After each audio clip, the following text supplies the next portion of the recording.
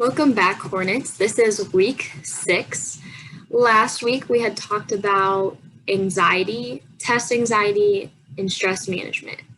So if you feel like you need some tips or suggestions on how to deal with those, please go view my last video. And then if you think you or a friend needs help or needs to see a counselor or would like to reach out to a counselor, I also talked about it in my last video, but DSU offers counseling services, and here is the email to schedule an appointment with them.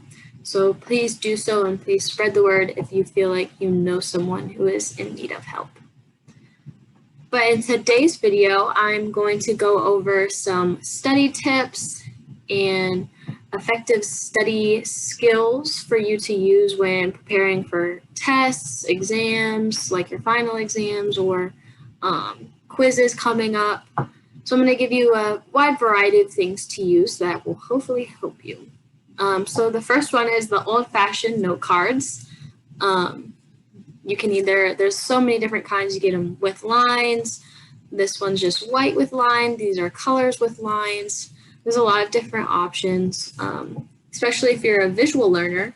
Writing them out really helps. You have the two sides, term definition kind of thing.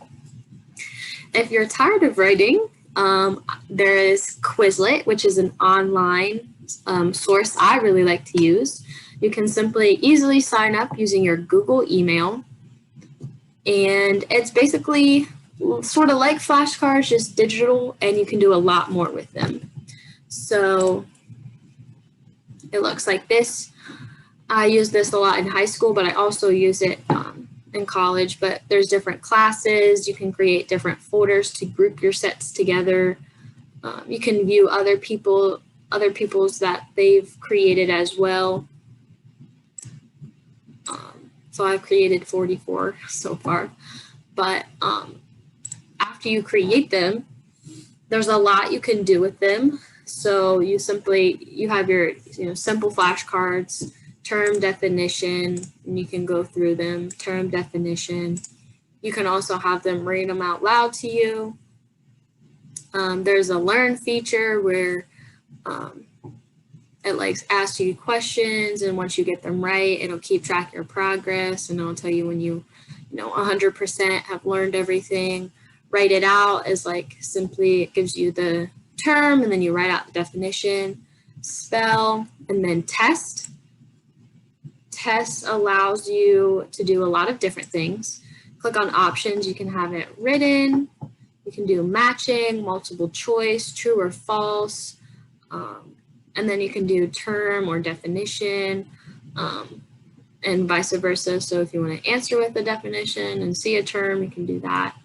And then if you choose to have images, it'll show images. That was an update about 2 years ago. You can actually include images for a key term or a definition. So say you're wanting to study a graph, or a graph shows a certain trend, you can include that as well. So this provides a lot of capabilities to do different things, and a lot of different study tools to use.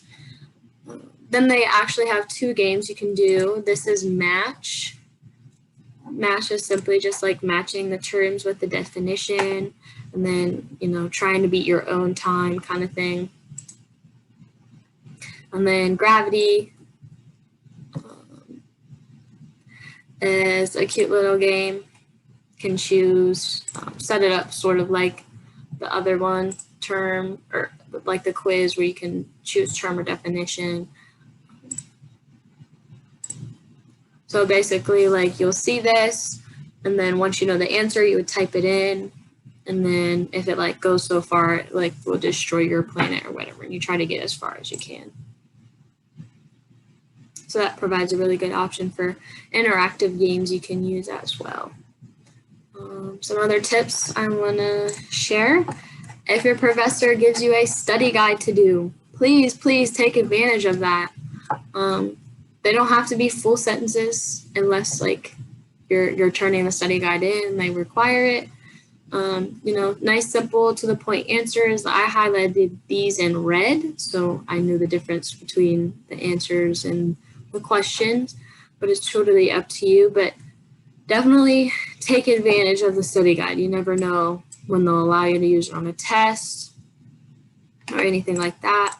Here is another one. They simply just gave the term and I had to find, you know, what it was and fill in the information.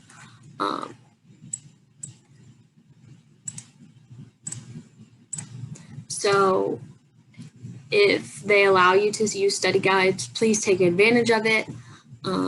Since we are online, if they allow you to do open notes, almost all of the sessions that professors teach now are recorded. You can go back.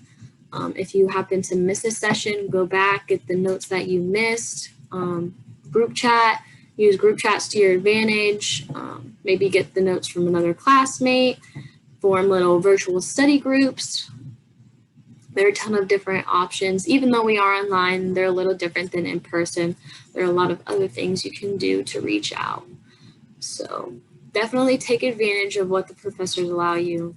Maybe they allow you a note card of information. Fill that note card up with everything you can. Just, you know, do your best and forget about the rest kind of thing. But make sure you're preparing your studying because, you know, if you're going into a test thinking, I'm going to fail, we don't want to go in with that mentality. We want to think I've prepared, I've got this, positive mindset vibes.